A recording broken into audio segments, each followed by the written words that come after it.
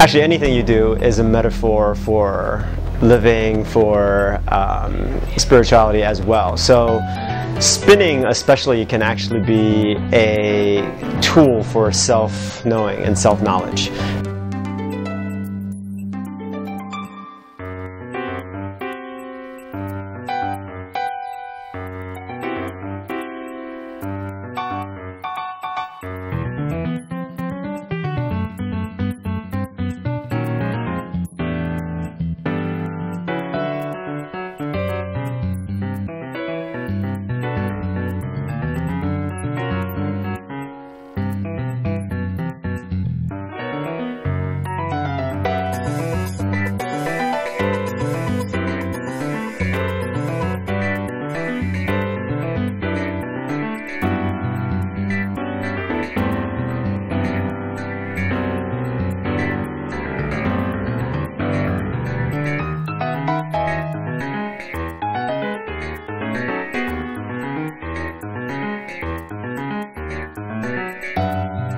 To make my poi, the only tough thing is getting the Kevlar. But if I didn't have Kevlar, I could use a towel, I could use an old rag. You know, there's a lot of things you can use. And everything else I just get at the hardware store. And you just put it together. Like I have things from fishing stores, and then I have chains, and I have something else that I got from like maybe a lanyard, and you just put it together. You can buy poi, but I personally like the whole part of making something. I like to take things and make it better and make it my own and make it work best for me, and I like to experiment with things. You know, like any dance form, there's all that different type. You know, there's solo, there's group, there's couple. There's a lot of different ways you can play with it because we have knowledge and access to contemporary dance styles. We have all these different people who are picking up poi, who have different backgrounds, different interests, different ways of moving, different capabilities, and different talents. You have a really cool mix of all kinds of different things, which is good because you don't just find yourself sticking with one style. You pick up all these different styles. I've spun with a lot of different kinds of people who are into this, but I always kind of end up with this core group from, you know, different, you know, some of us are in different fire groups, some of us do our own thing, but I always seem to end up with this core group who just do it because they love it and because they're just into it and they just really feel it. And even though they may not have some of the skill as like somebody else who, you know, performs more and does more tricks, there's just something in there that really, it really comes out when they do that, and that's the kind of thing that connects us all, is that we have that I have to say this, I know it's cliche, but that we have this fire within us that we are just trying to get out. And that's really what poi is. You're not making it do things, it's following you. And that's what you learn after a while, is that it's object manipulation. You're not forcing the poi to go in a circle. You are moving your arm in an arc, and it is following. That's the building of the bridge. And in staff and poi and hoop, you do that over and over with different motions. You can do this. You can merge this way. You can go this way. You can go this way. You can actually spin this way and come this way. There is so many combinations of merging togethers and three-dimensional pathways through which seeming opposites get to merge together.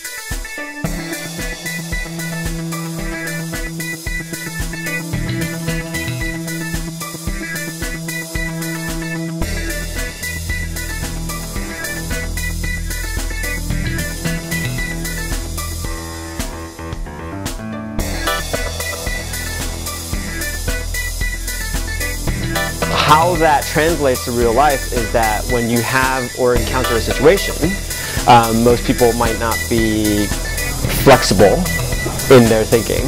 And so what's possible then is to port over the knowledge in spinning, and as you approach the situation, you can be like, okay, is there an anti-spin way that I can approach this situation?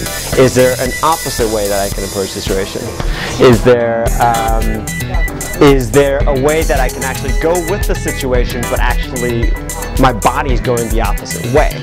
Or my thinking, my execution of a project, my way of relating with people, can I actually work with them in a group, but somehow we're actually working on opposites of the spectrum and then merging together? Spinning can basically give you a physical foundational understanding of that we're all learning how to apply that so that we're manifesting life in the most brilliant way that we can live.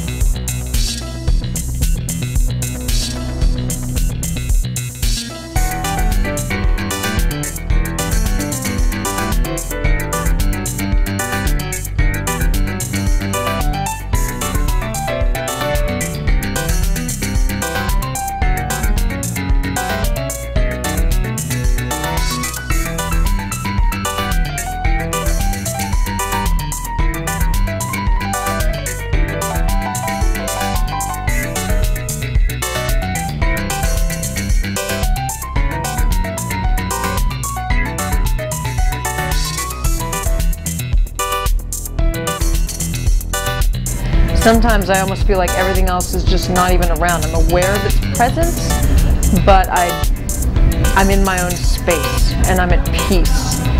You know, sometimes you can almost hypnotize yourself watching it and just kind of getting that communication with the people around you when you're either dancing or watching a dance. That's kind of like I said, it's not something you look for, it's something that you just understand.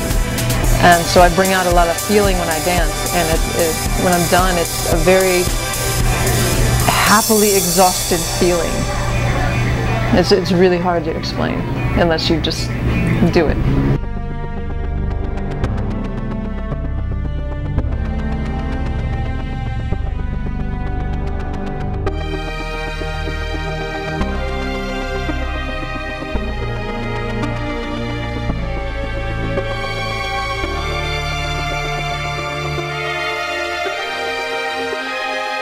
It can be tamed, it can be wild, you know, it can be dangerous, it can also be your lover in a way.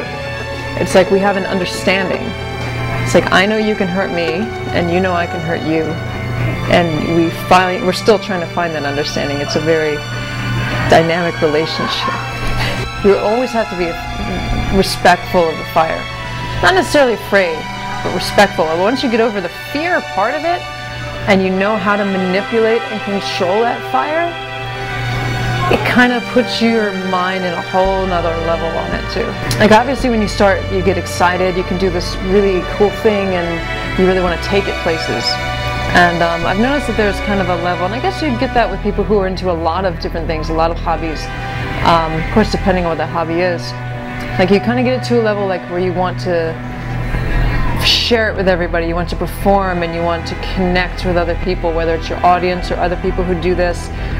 There's another part of you there that wants to advance and get more technical and see how you can manipulate the things that you do and how to try different things and find new ways to connect your movements. And then there's also another point where it's your own thing, it's yourself. And some people I know who've been doing it a long time, they don't really want to perform anymore, they just do it for themselves. It's like their own little practice that they do. And what you get with the best spinners is that they're not done yet. The funny thing is, like, some people who are intermediate or beginner, they think they're done, right? But the best people are almost never done. And because they realize that all these combinations that I'm talking about, all the integration, it continues to blossom into ever-branching, fine-tuning, beautiful combinations. And when you continue to pursue that beauty and art in that way, there's a fullness that you begin to develop in yourself. There is a different level of art. It's never then really about just the movement itself. It's about how you relate with the movement and how you're an embodiment of that flow. It's about how movement translates over to movement in thinking.